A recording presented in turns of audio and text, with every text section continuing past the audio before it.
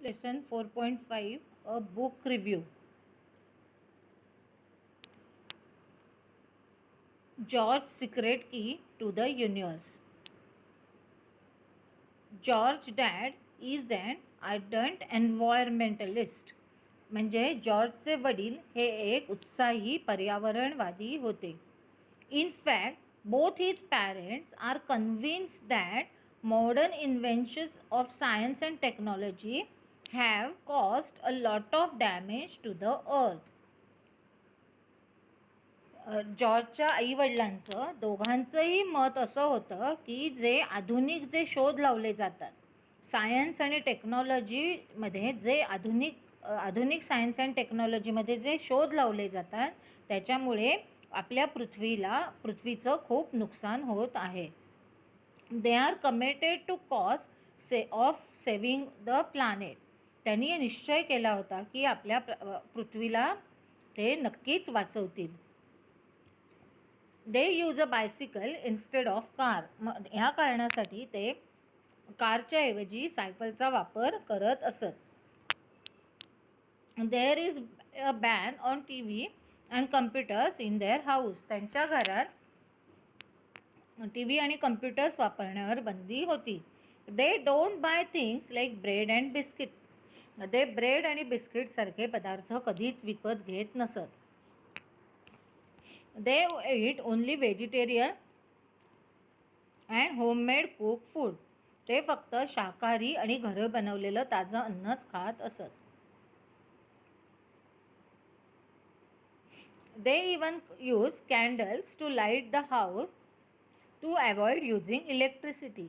आणि विजेचा वापर टाळण्यासाठी किंवा वीज बचत करण्यासाठी ते नेहमी आपल्या घरात मेणबत्त्या लावत असत. Poor George has to suffer a lot of jeering and ridicule from his friends because of all this. आता ह्या सगळ्या कारणांमुळे मित्रांची चेष्टा जॉर्जला सहन करावी लागत होती. जॉर्जचे मित्र त्याला चिडवत असत. Actually George doesn't think that either the T V or the computer is bad thing.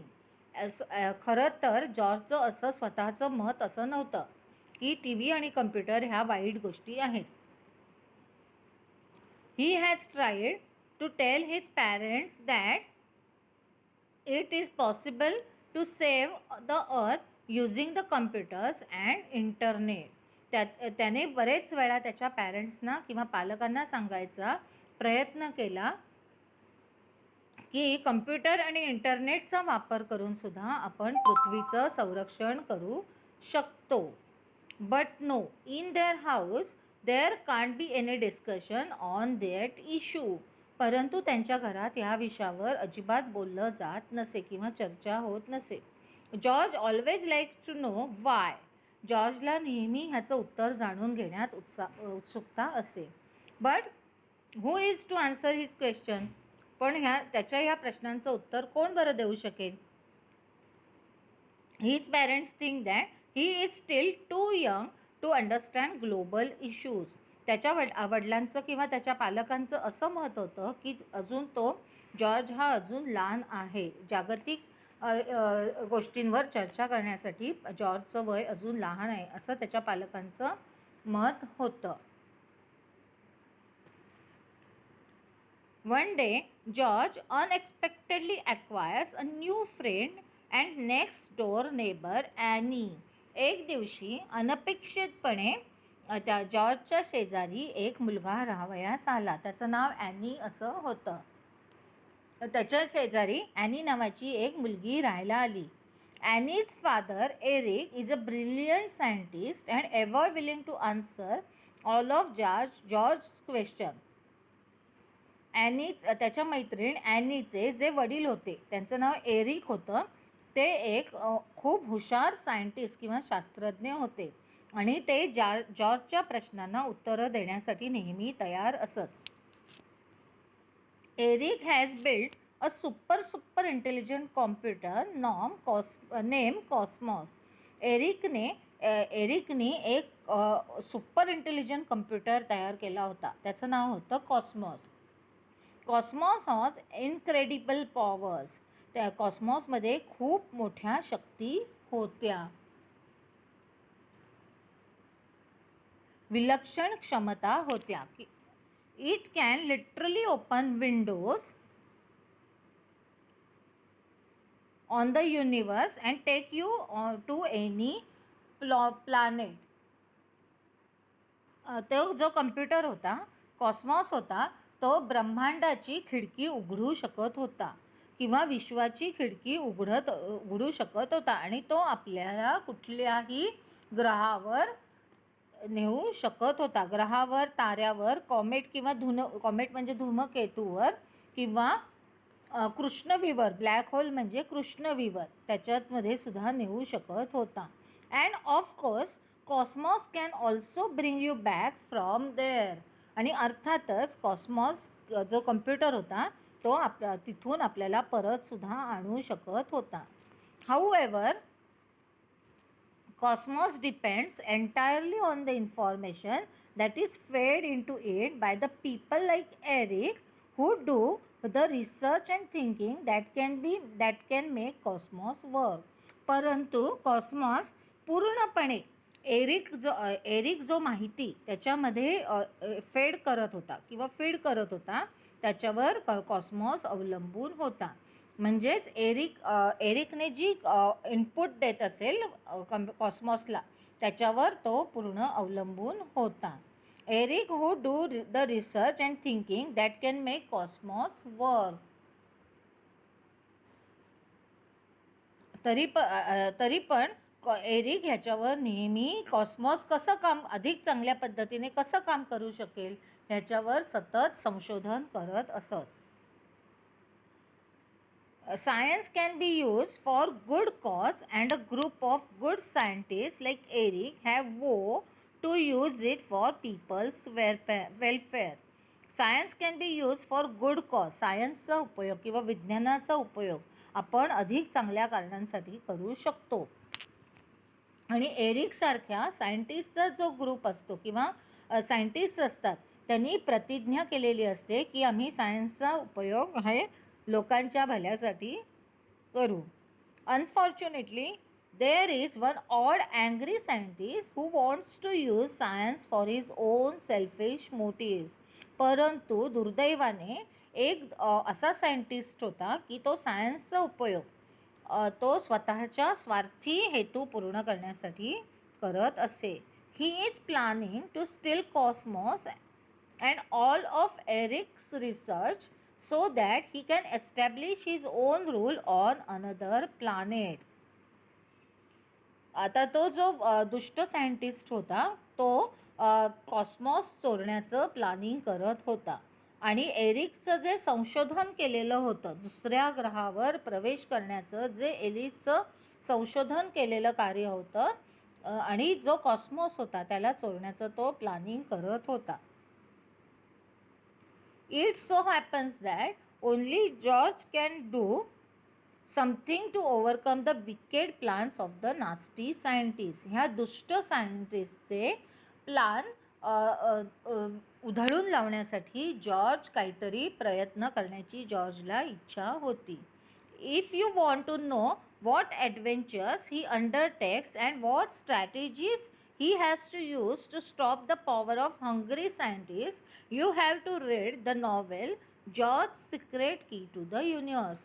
तुम्हाला जर जॉर्जने या दुष्ट सायंटिस्टचे प्लान उधळून लावण्यासाठी जे प्रयत्न केले होते ते जर तुम्हाला जाणून घ्यायचे असतील तर तुम्हाला George secret key to the universe हे पुस्तक वाचावं लागेल. The author of this wonderful adventure is Lucy Hawking. या पुस्तकाची सुंदर साहसी पुस्तकाची कादंबरी लेखिका ही ल्युसी हॉकिंग ही आहे. The story of the novel is imaginary. ही स्टोरी जी कादंबरीची स्टोरी आहे किंवा त्या पुस्तकातली जी स्टोरी आहे ही इमॅजिनरी किंवा काल्पनिक आहे. But it also includes plenty of charts, photographs, boxes that give you hard facts about our solar system, galaxies, space and whole universe. आता हे पुस्तक जरी स्टोरी काल्पनिक असली तरी ह्या पुस्तकांमध्ये बऱ्याच चार्ट्सचा, तक्त्यांचा, फोटोग्राफ्सचा, boxes that give you hard facts about solar system, galaxy, अंतराळ, होल युनिवर्स आणि पूर्ण विश्वाची माहिती देणारे बॉक्सेस सुद्धा त्याच्यात आहेत. This information has been presented in very simple, easy to understand manner by none other than Stephen Hawking.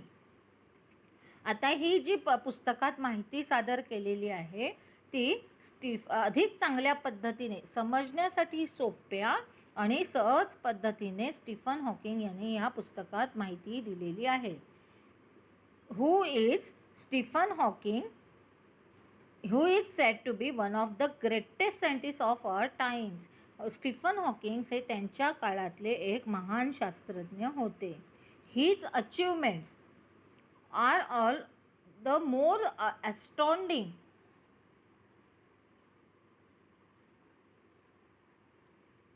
as he is a victim of many physical ailments. आता ते जे सायंटिस्ट होते ते शारीरिकरित्या त्यांना शारीरिक दुखणी होती, परंतु त्यांचं जे अचिव्हमेंट्स होते हे खूप महान होते. He has to use a wheelchair to move about the uses of computerise voice system in order to speak. आता त्यांना आजूबाजूला फिरण्यासाठी किंवा कम्प्युटरवर बोलण्यासाठी त्यांना व्हीलचेअरचा उपयोग करावा लागत असे. The story of Stephen Hawking triumph over his physical disabilities it's and inspirational adventure. आता स्टीफन हॉकिंगचा त्यांच्या शारीरिक व्यंगावर मात केलेली त्यांनी होती. स्टीफन हॉकिंग्सनी त्यांच्या शारीरिक व्यंगावर मात केलेली ही गोष्ट आहे. हे आपल्याला प्रोत्साहन देणारं असू शकतं. The book includes very attractive and expressive sketches drawn by Gary Parson. या बुकमध्ये आकर्षक अशी स्केचेस चित्र काढलेली आहेत. ही चित्र गॅरी पार्सन यांनी काढलेली आहेत. It is true that excessive use of science and technology can give rise to certain problems. It is true that, हे तर खरं आहे, सायन्स आणि टेक्नॉलॉजीचा अधिक जर आपण वापर केला तर त्याच्यामुळे काही प्रॉब्लेम्स किंवा समस्या निर्माण होऊ शकतात. But turning away from technology is not the solution. पण ह्याच्यामुळे आपण तंत्रज्ञानाकडे पाठ फिरवणे हा उपाय असू शकत नाही. That is why the Hawkings have given an important message in this book. More research, more studies and commitment to use them not for selfish gains but for the welfare of entire living world. That is why the Hawking have given an important message in this book. म्हणून Hawkins यांनी आपल्याला एक महत्त्वाचा संदेश या पुस्तकात दिलेला आहे. मोर रिसर्च म्हणजे अधिक संशोधन, मोर स्टडीज म्हणजे अधिक अभ्यास, अँड कमिटमेंट आणि निश्चय, आणि ह्या तंत्रज्ञानाचा उपयोग आपण आपल्या स्वार्थासाठी न करता आपल्या आजूबाजूला असणाऱ्या पूर्ण जगातील लोकांच्या भल्यासाठी करण्याचा निश्चय प्रत्येकाने करायला हवा.